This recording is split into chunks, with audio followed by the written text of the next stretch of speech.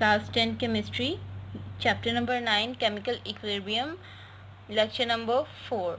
Today we are going to study how the law of mass is generally applied on the reactions. Derivation of the expression of equilibrium constant for general reaction. General reaction पे law of mass कैसे apply होता है. Suppose this is a reaction A plus B that's produced C plus D. ये है product, ये है reactants. और ये जो आपको small a, small b, small c, small d नज़र आ रहा है, इसको हम suppose करते हैं ये है number of moles. So her reaction के number of moles भी साथ ही दिए गए होते हैं. So reaction, forward reaction directly proportional है A और इसका मोल नंबर आपने यहाँ पे लिखना है ब्रैकेट्स के बाहर. फिर B का मोल नंबर B. फिर है rate of forward reaction KF. ये जनरल जो इक्वेशन बनेगी A, इसका मोल नंबर बाहर, फिर B और इसका मोल नंबर बाहर. Where KF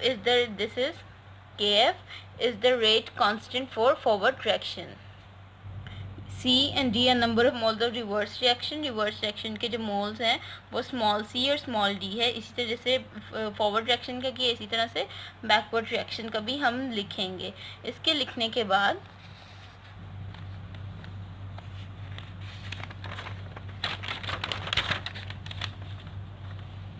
the rate of forward reaction जो सा होता है वो किसके इक्वल होता है? The rate of reverse reaction. RF is equal to RR. Rate of forward reaction, rate of reverse reaction. Put the values of RF and RR. अब जो RF की और RR की जो वैल्यूज़ है वो हमने इज इक्वल टू के मिडल में लगा के लिख देनी है. KF A, इसका मोल नंबर B, उसका mole number is equal to KR, bracket में कैपिटल C और उसका मोल नंबर C, और इस तरह से D ब्रैकेट में और फिर उसका mole number D. By taking the variables on one side and constant on the other side, the equation become variables को एक तरफ कर देना है और कॉन्स्टेंट्स को एक तरफ कर देना है. KF over KR is equal to CD over AB. ऊपर प्रोडक्ट्स आते हैं हमेशा और नीचे रिएक्टेंट्स आते हैं. ऊपर प्रोडक्ट्स आते हैं और नीचे रिएक्टेंट्स आते हैं. सो ऊपर प्रोडक्ट्स लिखते हैं, नीचे रिएक्टेंट्स. यहाँ पे ये हम एक और तरीके से लिखते हैं. बेसिकली हमने KC निकालना था. सो KC निकालने के लिए हम लोग इस तरह से भी इसको डायरेक्ट भी लिख सकते हैं. अगर हम ये ना भी लिखें तो हमने KC हमें चाहिए तो हम ये इस तरह से लिख सकते हैं. Now what is KC? KC is the equilibrium constant. ये है KC, इक्विलिब्रियम कांस्टेंट. इस तरह से ये सिर्फ आपको एक जनरल इक्वेशन दी गई थी कि इस तरह से लॉ ऑफ मैथ्स को हम अप्लाई कर सकते हैं. In the next lecture we will look at how the law of maths is apply on the real equations. Thank you so much. Class 10 Chemistry, Chapter number 9, Chemical Equilibrium, Lecture number 4. Today we are going to study how the law of mass is generally applied on the reactions. Derivation of the expression of equilibrium constant for general reaction. General reaction पे law of mass कैसे apply होता है. Suppose this is a reaction A plus B that's produced C plus D. ये है product, ये है reactants. और ये जो आपको small a, small b, small c, small d नज़र आ रहा है, इसको हम सपोज करते हैं ये है number of moles. So her reaction के नंबर ऑफ मोल्स भी साथ ही दिए गए होते हैं.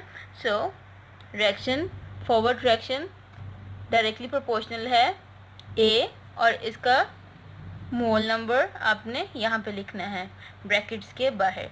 फिर B का मोल number B.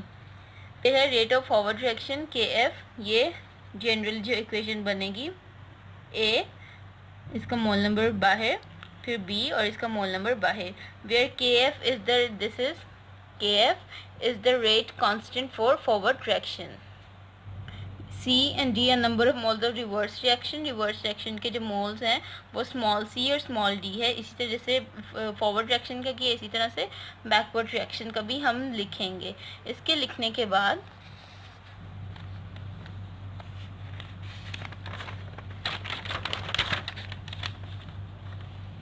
The rate of forward reaction जो सा होता है वो किसके इक्वल होता है? The rate of reverse direction. RF is equal to RR.